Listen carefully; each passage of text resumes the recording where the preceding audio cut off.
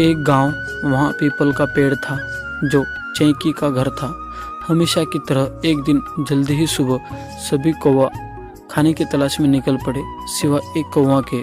उसका नाम चैंकी था। चैंकी पूरी रात खर्राटे लेकर सूरज की किरणें निकलने तक सोता रहता।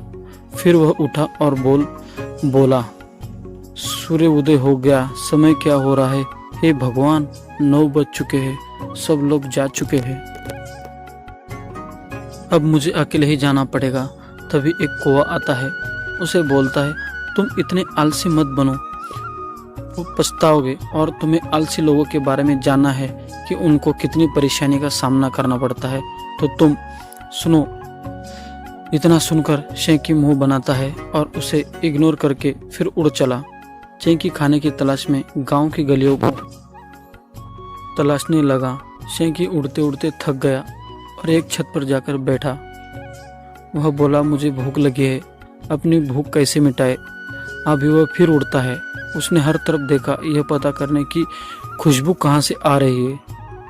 एक बूढ़ी औरत बड़ा तल रही थी, जिसकी वह खुशबू थी। बड़ा का साइज देखकर लकी में मुंह में पानी आ गया और तुरंत उसे बड़ा खाने की इच्छा हुई। तो चैंकी नीचे उतरा और औरत के पास जाकर बैठ गया और बोला, धीरे से उस बड़े के प्लेट के पास गया। बूढ़ी दादी बोली, हैं, तुम क्या यहाँ बड़ा चुराने आए हो?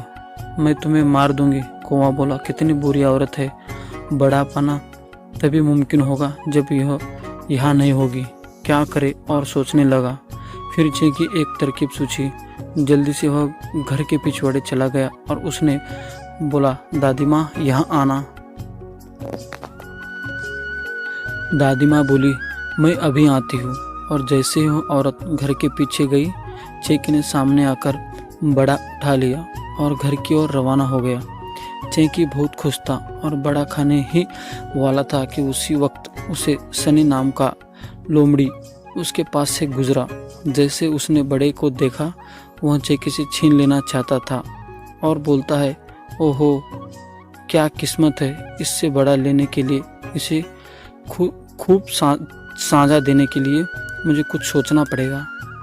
वो बोलता है, हेलो चैंकी, कि यही तुम्हारा नाम है? चैंकी, कितना खूबसूरत है, तुम्हारी आंखें तो प्यारी है और न्यारी है मेरे दोस्त, और तुम्हारे पंख, उसकी तारीफ के लिए मेरे पास शब्द ही नहीं है। चैंकी सुनता रहता है। फिर सनी बोलता ही रहता है और चैंकी को अपनी तारीफ अच्छी लगी और ये बातें सुनकर वह फूला नहीं समा रहा था। तभी सनी बोला, ऐसे खूबसूरत पक्षी की आवाज़ भी बहुत खूबसूरत होनी चाहिए, तुम मेरे लिए गाना गाओगे? चैंकी पूरी तरह बहक चुका था और वह बोलने लगा, काँव काँव। और जैसे उसके मुंह से बड़ा छूटता है, वह बोलता है, मैं तो बेवकूफ़ बन गया। और तभी सनी ने उसे उठा लिया और बोलता है, बड़े को खाने से पहले उसके ऊपर से मिट्टी साफ कर लेता हूँ। और वह उसे उठाकर भाग गया और कौवा देखता ही रह गया और बोलता है, मैं तो बेवकूफ़ बन गया। और बोलता है, मुझे उस लोमड़ी की बात नहीं माननी चाहिए थी। वो रोने लगता है। इस कहानी से यह सीख मिलती है, कभी किसी को धोखा नहीं देना चाहिए।